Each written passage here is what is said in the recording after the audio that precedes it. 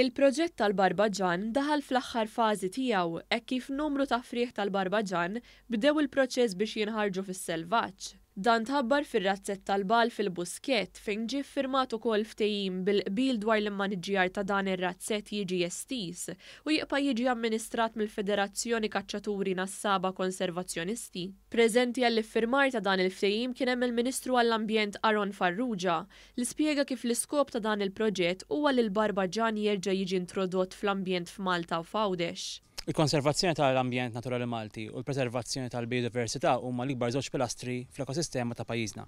Kellek li appoġġejna ta' minn bidunet dal-proġett tal-FKNK illi ħadmu fuqu biex bekk issa ninsabu fl-aħħar fażi finali li jiġi rilaxxat il-Barbaġġan fil-miftuħ u fis-salvaġġ biex bekk jitgawda minn kulħadd.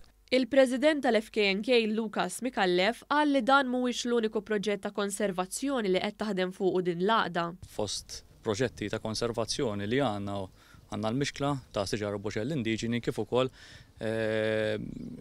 ġiet imnedija proġett ta' bird feeders fil-ġurnata tal-Buskett biex inkun nistgħu anke nosservaw l-asafar li jpassu u anke huma residenti fil-ġurnata tal-Buskett fejn jkun żgur xi ħaġa interessanti għal nies li jżuru l-ġurnata tal-Buskett.